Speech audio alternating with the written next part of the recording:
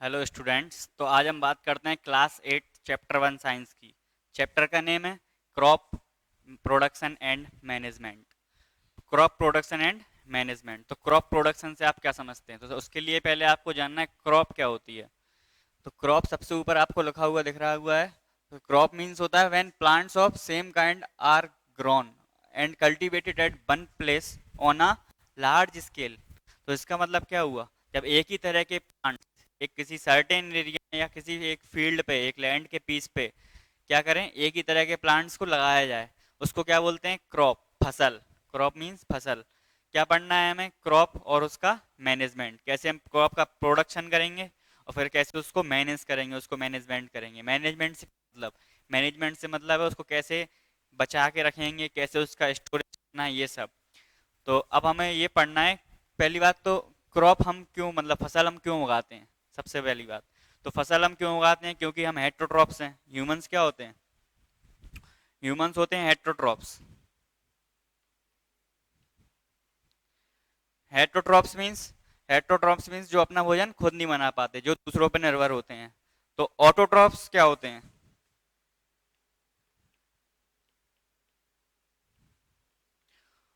Autotrophs वो होते हैं जो अपना भोजन खुद बनाते हैं। ऑटो का मतलब खुद से, स्वयं, अपने आप। तो ऑटोट्रॉप्स जो अपना भोजन खुद बनाते हैं। तो कौन ऑटोट्रॉप्स कौन होते हैं? कौन कौन आता है ऑटोट्रॉप्स में?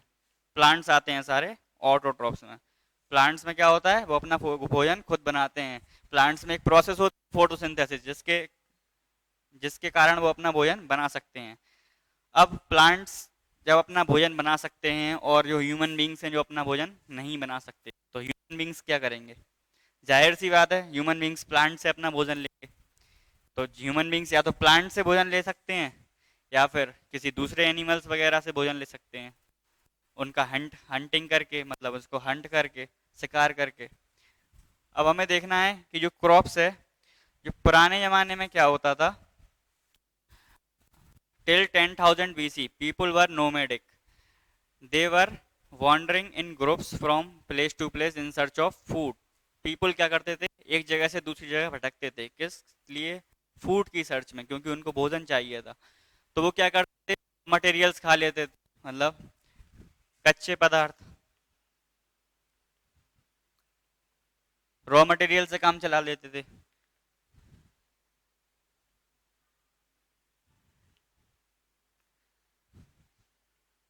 हंटिंग करके काम चला लेते थे।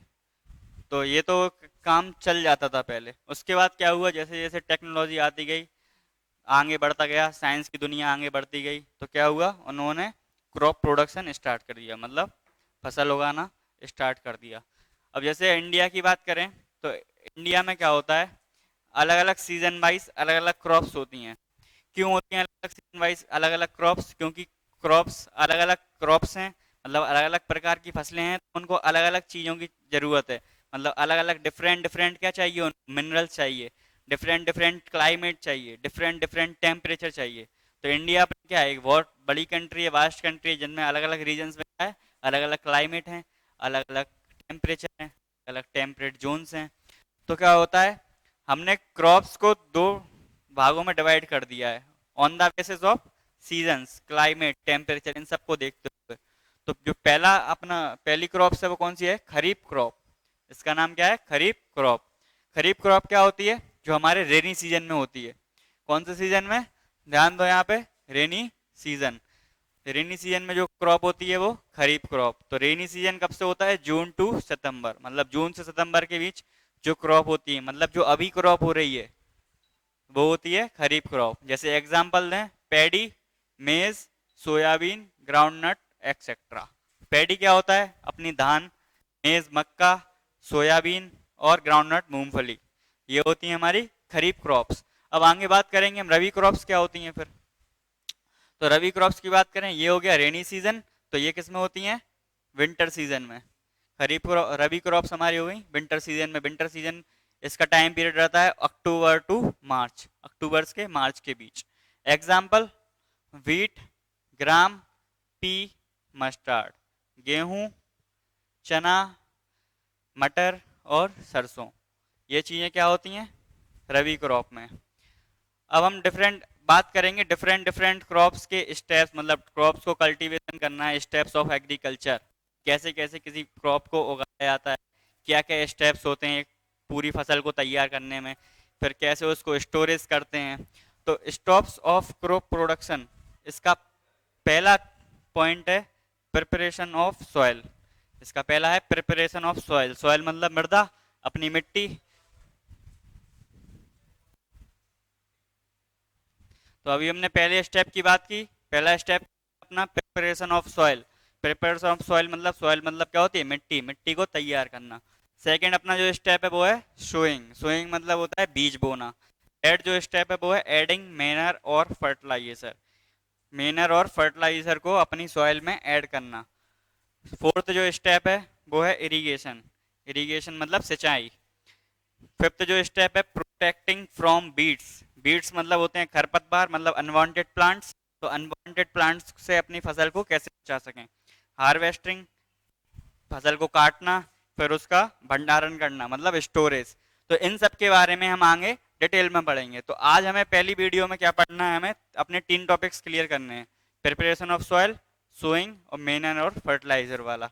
अब आगे हम पढ़ते हैं। इसका एक स्क्रीनशॉट ले लो या फिर इसको पॉज करके नोट डाउन कर लेना।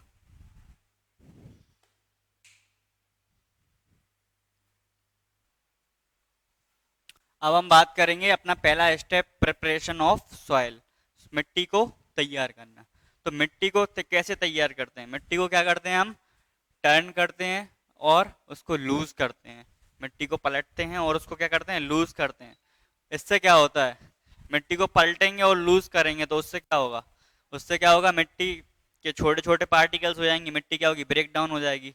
जब ब्रेक डाउन हो जाएगी, छोटे छोटे पार्टिकल्स हो जाएंगे, तो उसके जो रूट्स हैं, रूट्स क्या कर पाएंगे, इजिली ब्रेथ कर पाएंगी, मतलब रूट्स को अच्छी हवा मिल पाएगी आसानी से। जब मिट्टी, जाहिर सी बात है, जब मिट्टी क्या होगी, लूज होगी, अलग अलग होगी, छोटे छोटे टुकड़ों में बटेगी, तो allow roots to breathe easily. तो रूट्स को क्या है, इजिली ब्रेथ मतलब सांस लेने में प्रॉब्लम नहीं होगी। इसके बाद क्या है, growth in earthworms and microbes. जो अपना सेकंड इसका पॉइंट है वो क्या है, growth in earthworms and microbes.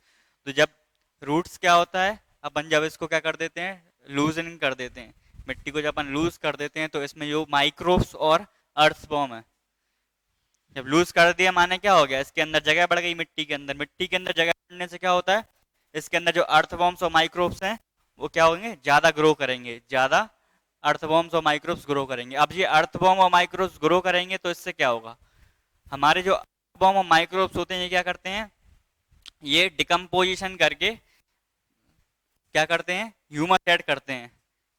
हमारी जो सॉइल है, हमारी जो मिट्टी है, उसमें क्या करेंगे, ये ह्यूमस ऐड करेंगे। ह्यूमस मतलब उर्वरक, उर्वरक को ऐड करेंगे जिससे हमारी फसल अच्छी होगी। अब डिकम्पोजिशन से क्या समझे आप, मतलब किस चीज का डिकम्पोजिशन करते हैं, ये डिकम्पोजिशन करते हैं जो पुराने प्लांट्स और डेड एनिमल्स की बॉडी जो रिमेन्स रहते हैं, उनके उनसे बचे हुए जो शेष रहते हैं, तो उनका जो क्या करते हैं, डिकम्पोजिशन, अपघटन, क्या करते हैं, उनको पूरा ब्रेक डाउन करते हैं।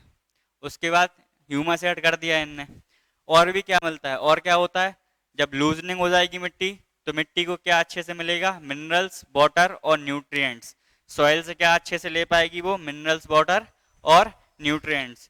क्यों जरूरी है मिनरल, वाटर और न्यूट्रिएंट्स, क्योंकि अपन हम लोगों को क्या मिले, एक हेल्थी क्रॉप मिले, एक हेल्थी प्लांट मिले, अच्छी क्रॉप मिले, जिससे हमारी ग्रोथ भी अच्छी हो। इसके बाद देखिए, तो जो लूजनिंग और टर्निंग, इस प्रोसेस को क्या बोलते हैं, the process of loosening and turning the soil. Soil को लूज करने की और टर्न करने की इस प्रोसेस को बोलते हैं, टिलिंग बोल दो या फिर क्या बोल दो, प्लगिंग बोल दो। या तो टिलिंग बोल दो या प्लगिंग बोल दो। अब बात करते हैं ये लूजनिंग और टर्निंग करते किस चीज से हैं। तो ये टिलिंग या प्लगिंग जो प्रोसेस है, किससे इससे करते हैं, बाय प्लग। प्लग मीन्स क्या होता है, हल। हल से क्या करते हैं, इसको लूजनिंग और टर्निंग करते हैं। सेकंड में देखेंगे, अब फील्ड क्या हो गया अपना, प्लग्ड हो गया, मतलब उसकी जुताई कर दी अपन ने। इसके बाद क्या होगा, ploughed field have big pieces of soil. अब जो प्लग फील्ड है, मतलब जुताई हुआ किया हुआ जो फील्ड है, उसमें भी क्या होते हैं, बड़े बड़े मिट्टी के टुकड़े बचे रहते हैं। तो उन बड़े बड़े टुकड़ों को क्या बोलेंगे हम, क्रम्स।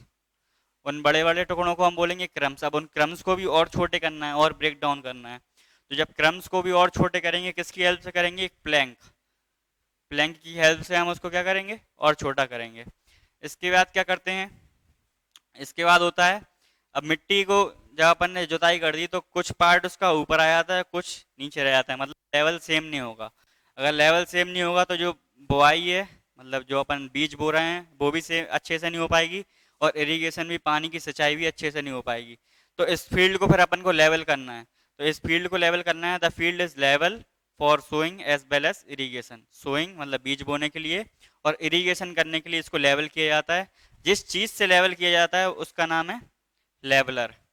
तो लेवलर एक, लेवलर से क्या करते हैं हम? उसको लेवल करते हैं। अब एक बात और रही कि जो सीड्स रहते हैं, अगर हम सोइंग की बात करें तो सीड्स की जो सोइंग रहती है वो क्या करते हैं, कभी कभी फार्मर क्या करते हैं, टिलिंग और प्लगिंग से पहले कर देते हैं, मतलब जुताई से पहले क्या करते हैं, बीज डाल देते हैं। क्यों डालते हैं, इसका क्या कारण है? अगर हम जुताई से पहले बीज डाल देंगे, मान लो ऐसी सरफेस है अपनी, एक प्लेन सरफेस है, इस पे हमने बीज डाल दिए, इसके बाद जुताई करेंगे तो ये क्या होगा, इसमें जो बीज हैं वो अच्छी तरह से क्या हो जाएंगे, मिक्स हो जाएंगे। तो बीज को अच्छे से मिक्स करने के लिए क्या करते हैं, ये सोइंग क्या करते हैं, टिलिंग के पहले करते हैं। अब आगे हम पढ़ेंगे कौन कौन से एग्रीकल्चर अपने पास इंस्ट्रूमेंट्स हैं, किस किस चीज़ों से, कौन कौन से इम्प्लीमेंट्स हैं जिनसे हम जैसे करते हैं। तो ये प्लग है एक, ये प्लैंक है, और लेबलर। और आगे भी तो आपकी बुक में तीन चीज़ें दी हुई हैं, एक प्लग, एक हो, और तीसरा है आपका कल्टीवेटर। तो इनके बारे में हम डिटेल्स में पढ़ेंगे, तब तक आप इसको नोट डाउन कर लो। अब हम बात करते हैं हमारे एग्रीकल्चरल इम्प्लीमेंट्स के बारे में, मतलब कौन कौन सी चीज़ें होती हैं, कौन कौन से टूल्स होते हैं जिनसे हम एग्रीकल्चर करते हैं। तो हमारी बुक में बेसिक तीन दे हुए हैं, पहला प्लग, दूसरा हो, और तीसरा ये कल्टीवेटर। तो प्लग क्या करता है? प्लग करता है टिलिंग सॉइल, जैसे बताया था, जुताई करता है, मतलब सॉइल को क्या करता है, लूजनिंग करता है। और क्या फर्टिलाइजेशन, इसमें क्या होता है, ये बीम जो रहती है इसकी, ये प्लग का शेप डायग्राम है, ये क्या है, इसमें जो बीम लगी रहती है उसमें क्या होता है, वन पेयर ऑफ, या तो बुल ले लो या काऊ ले लो या फिर कोई भी मतलब एनिमल, उस दोनों के कंधों पे एक एक रख दिया जाता है इसको। तो क्या होता है, जब वो आगे चलते हैं तो इस जो आयरन पार्ट है, जो नीचे का आयरन पार्ट, ये क्या करता है, मिट्टी को प्लग करता है। जब प्लग करता है तो क्या करते हैं, यहाँ से क्या डाल देते हैं, एक ऐसा पीक, एक टूल रहता है उनके पास, वो डालते हैं, इसमें क्या करते हैं, वो साथ साथ में बीज डालते जाते हैं, इसमें बीज डालते जाते हैं, और इससे क्या होता है, इससे जब मिट्टी प्लगिंग होती है तो यहाँ से वो बीज डालते जाते हैं।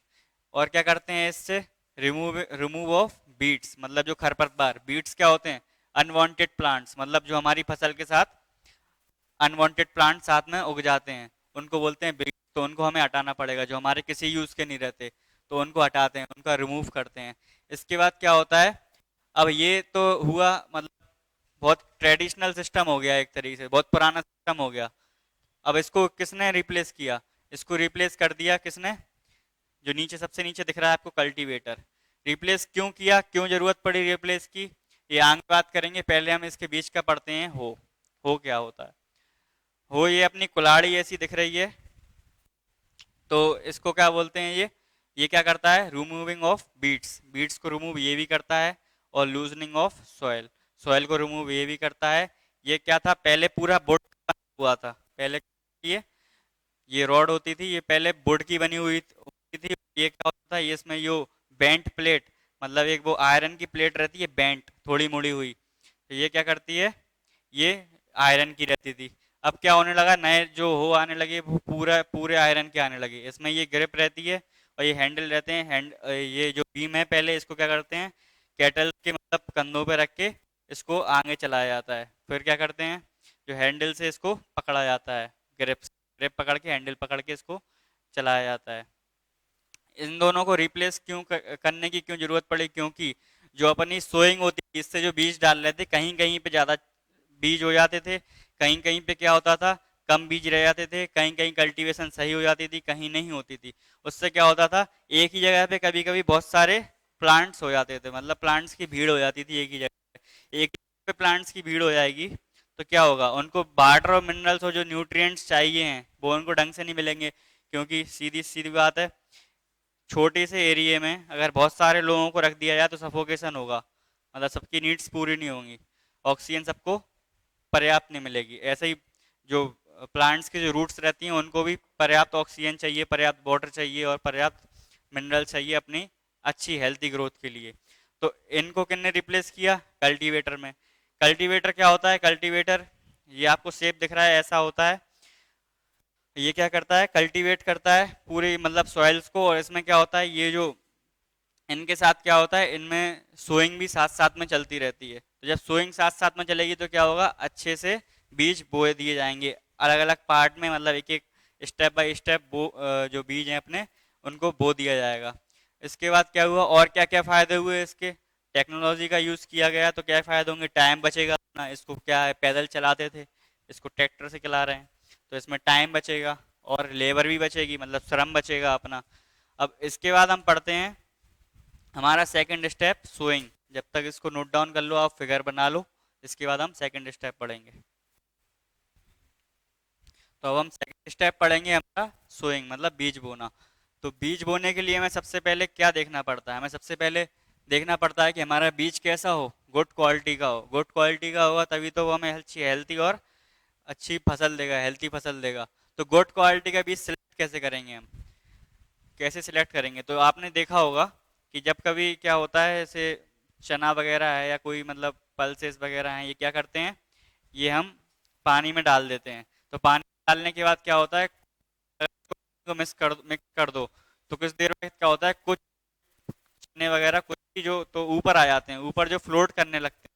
अब जो पार्ट्स ऊपर फ्लोट करने लगते हैं वो क्या हो जाते हैं, वो अंदर से डैमेज हो जाते हैं, अंदर से हॉलो हो जाते हैं। तो वो हो गए अपने खराब बीज, और जो नीचे रह गए वो क्या हो गए अपने अच्छे बीज। तो ऐसे हम क्या कर सकते हैं, बीज को सेपरेट कर सकते हैं। इसके बाद seeds gives us high yield, ऐसे सीड्स लेते हैं हम बाजार से जो हमें हाई ईल्ड दें, मतलब अच्छी फसल दें। इसके बाद देखते हैं तरीके के टूल्स यूज कर रहे थे हम सीड सोइंग के लिए, एक ट्रेडिशनल टूल और सीड ड्रिल। ट्रेडिशनल टूल ही पढ़ाया था, वो फ्यूनरल जैसा फनल जैसा होता है, एक सॉरी फनल जैसा होता है, उससे क्या होता है, नॉन यूनिफॉर्म सोइंग होती है, मतलब कहीं कहीं पे ज्यादा हो जाता है, कहीं कहीं पे कम होता है। और सीड ड्रिल से क्या होता है, ये ट्रैक्टर के जरिए होती है, इसमें यूनिफॉर्म होती है और प्रॉपर डिस्टेंस, एक प्रॉपर डिस्टेंस के बाद सीड्स बोए जाते हैं। इसके बाद क्या होता है, प्रिवेंट्स फ्रॉम बर्ड्स, इसमें क्या होता है, कुछ कुछ बीज जो रहते हैं वो ऊपर रह जाते हैं मिट्टी पे, तो उनको क्या कर देती हैं, उनको चिड़ियां खा जाती हैं। लेकिन इसमें क्या होता है, सीड ड्रिल से वो अच्छे से मिट्टी के अंदर तक जा पाते हैं, उसके बाद क्या होता है, बर्ड्स उनको नहीं खा पाती, तो अपने सीड्स से वो से प्रिवेंट हो जाएंगे। इसके बाद थर्ड है अवॉइड ओवर क्राउडिंग। अभी बताया था कि अगर इसमें क्या होता है कि एक ही जगह पे बहुत सारे पौधे उग जाते हैं, बहुत सारे पौधे उग जाएंगे, लेकिन इसमें क्या होगा, ये ओवर क्राउडिंग को अवॉइड कर देगा, मतलब बहुत सारे पौधे एक जगह पे नहीं उग पाएंगे, क्योंकि एक प्रॉपर डिस्टेंस के बाद इसने क्या किया, इसने प्रॉपर डिस्टेंस के बाद सोइंग की। तो avoid over crowding, over crowding की वजह से क्या होगा, जो सनलाइट रहेगी, वाटर रहेगा, मिनरल और न्यूट्रिएंट्स, ये अच्छे से कवर कर पाएगा। इसके बाद अपना जो थर्ड स्टेप है एडिंग मेनर और फर्टिलाइजर। तो मेनर और फर्टिलाइजर को ऐड करना, तो सबसे पहले हम पढ़ेंगे मेनर और फर्टिलाइजर होते क्या हैं। मेनर और fertiliser substance added to soil for their healthy growth, जो हम सॉइल में सब्सटेंस जो डालते हैं जिससे हमारी फसल कैसी हो, हेल्थी, उसकी हेल्थी ग्रोथ हो, इन सब्सटेंसेस को क्या बोलते हैं, मेनर और फर्टिलाइजर। इसके बाद क्या होता है, अगर हम किसी खेत पे या किसी जमीन पे किसी लैंड के टुकड़े क्या करें, कंटिन्यूअस क्या करें, एग्रीकल्चर करें, अगर लगातार हम एक के बाद एक फसल उगाते रहेंगे तो उस जमीन का क्या होगा, जमीन को रेस्ट नहीं मिलेगा। भाई जाहिर सी बात है, अगर तुमसे लगातार हम मेहनत कराते रहे तो तुम्हें रेस्ट की जरूरत है, और रेस्ट नहीं देते तो क्या करोगे, तुम अच्छे से काम नहीं कर पाओगे। इसलिए इसको क्या करना है, इसमें क्या हो जाता है, लेक ऑफ न्यूट्रिएंट्स, मतलब इसमें न्यूट्रिएंट्स की कमी आ जाती है। तो न्यूट्रिएंट्स की कमी पूरा करने के लिए हम क्या करते हैं, मेनर को ऐड करते हैं। जो फार्मर्स हमारे रहते हैं वो क्या करते हैं, मेनर को ऐड करते हैं। मेनर क्या एक ऑर्गेनिक मटेरियल है। पहले तो हम बात करते हैं ऑर्गेनिक और इनऑर्गेनिक होता क्या है। ऑर्गेनिक होता है जो हमारे फूड से रिलेटेड हो, मतलब फूड से रिलेटेड हो और जो कार्बन बेस्ड मॉलिक्यूल्स हों। हम केमिस्ट्री में आगे पढ़ेंगे, जो कार्बन बेस्ड मॉलिक्यूल्स होंगे उनको ऑर्गेनिक बोलेंगे, और जो कार्बन बेस्ड नहीं होंगे उनको क्या बोलेंगे, इनऑर्गेनिक। तो जो क्या था, ये ऑर्गेनिक मटेरियल था manner. Manner organic material. Manner को फार्मर बनाता कैसे है कि जो प्लांट्स रहते हैं और जो कुछ डेड एनिमल्स और माइक्रो ऑर्गेनिज्म जो रहते हैं उनको क्या करते हैं, एक पिट, गड्ढे में क्या करते हैं, उनको डाल देते हैं। उससे क्या होता है, जो मतलब जो माइक्रो ऑर्गेनिज्म रहेंगे और जो माइक्रो बैक्टीरिया वगैरह रहेंगे वो क्या करेंगे, इसको डिकम्पोज कर देंगे। किसको डिकम्पोज करेंगे, जो कचरा वगैरह उसमें रहेगा, जो प्लांट्स के डेड वगैरह हैं उनको डिकम्पोज कर देंगे। उनको डिकम्पोज करके क्या करेगा, ये मैनर बन जाएगा। अब हम आगे थोड़ी सी और बात करेंगे इस थर्ड स्टेप की, जब तक आप इसको नोट डाउन कर लो। तो अभी हम बात करते हैं, अभी हमने क्या बात की कि मेनर जो फार्मर है वो कैसे बनाता है। तो मेनर को बनाता है फार्मर, और फर्टिलाइजर कौन बनाएगा, ये हम इस टेबल में पढ़ेंगे। तो ये टेबल किस लिए है, ये टेबल है डिफरेंशिएट कर रही है मेनर और फर्टिलाइजर के बीच में। क्या क्या डिफरेंस है मेनर और फर्टिलाइजर में। तो यहाँ पढ़ा था मेनर, मेनर क्या है, इनऑर्गेनिक सॉल्ट है जिसमें कार्बन के मॉलिक्यूल्स नहीं रहते। और फर्टिलाइजर क्या है, अपना नेचुरल सब्सटेंस है जो कि ऑर्गेनिक है। और फर्टिलाइजर बनता कैसे है, फर्टिलाइजर डिकम्पोजिशन से। जो फिर यहाँ पे क्या था, सॉरी ये उल्टा लग गया, ये मेनर ने, ये फर्टिलाइजर है और ये मेनर है। अब देखिए, जो फर्टिलाइजर था वो इनऑर्गेनिक सॉल्ट था, जो मेनर था वो ऑर्गेनिक सॉल्ट था। ऑर्गेनिक क्या कर रहा था, डिकम्पोजिशन से बन रहा था। इसके बाद जो फर्टिलाइजर है जो फैक्ट्री में बनता है, और जो मेनर है वो क्या करते हैं, प्लांट्स जो फार्मर हैं जो अपने क्या करते हैं, फील्ड्स पे बनाते हैं गड्ढे खोद कर। इसके बाद फर्टिलाइजर क्या है, not provide any humus. Fertiliser हमारी जो मिट्टी है उसको क्या करते हैं, कोई भी ह्यूमस मतलब कोई भी उर्वरक प्रोवाइड नहीं करते। और जो मेनर होते हैं लॉट ऑफ ह्यूमस प्रोवाइड कर देते हैं, मतलब बहुत सारा ह्यूमस प्रोवाइड करते हैं। इसके बाद जो fertiliser rich in nutrients. Fertiliser में क्या होता है, ज्यादा न्यूट्रिएंट्स होते हैं, नाइट्रोजन, फास्फोरस और पोटेशियम, इन तीनों के। तो ज्यादा न्यूट्रिएंट्स होंगे, जाहिर सी बात है जो फैक्ट्री में जो चीज बनेगी ज्यादा अच्छे से बनेगी तो उसमें ज्यादा न्यूट्रिएंट्स होंगे। और इसमें क्या है, लेस रिच मतलब कम, इसके अकॉर्डिंग इसमें कम होते हैं न्यूट्रिएंट्स। अब आगे बात करते हैं एडवांटेजेस ऑफ मेनर। मेनर के क्या क्या एडवांटेजेस है, मतलब फायदे क्या क्या हैं फर्टिलाइजर, अगर फर्टिलाइजर की और मेनर की अगर हम डिफ्रेंशिएट करें तो मेनर में क्या क्या फायदे हैं। पहला जो लिखा है वो लिखा है एनहेंसेस वाटर होल्डिंग कैपेसिटी, कि जो सॉइल की वाटर होल्डिंग कैपेसिटी है इसको क्या करता है, बढ़ा देता है। मतलब सॉइल में ज्यादा देर तक पानी रुक सकता है, ज्यादा देर तक पानी रुकेगा तो जाहिर सी बात है वो अच्छे से क्या करेगी, अपने आप को पानी प्रोवाइड कराएगी। उसके बाद सॉइल पोरस, सॉइल को क्या कर देता है, ये पोरस कर देता है। जब पोरस कर देगा तो इसका क्या होगा, एक्सचेंज ऑफ गैसेस क्या होंगे, अच्छे से होंगे। थर्ड जो स्टेप है इंक्रीज माइक्रोब्स, माइक्रोब्स को इंक्रीज करेगा। लेकिन कैसे माइक्रोब्स चाहिए हमें, जो हमारे फ्रेंडली हो, जो हमारे क्रॉप के काम में आए, ना कि क्रॉप को डिस्ट्रॉय करें, ऐसे माइक्रोब्स चाहिए। मतलब फ्रेंडली माइक्रोब्स को क्या करता है, इंक्रीज करता है। और जो फोर्थ पॉइंट है, लास्ट वन, वो बोलता है इम्प्रूव्स टेक्सचर ऑफ सॉइल, कि जो हमारे सॉइल की जो बनावट रहती है उसको क्या करता है, ये इम्प्रूव करता है। अब हमें आगे बचे हुए बाकी स्टेप्स कल पढ़ेंगे अगली वीडियो में। आज के लिए इतना ही, थैंक यू, इसको नोट डाउन कर लेना आप।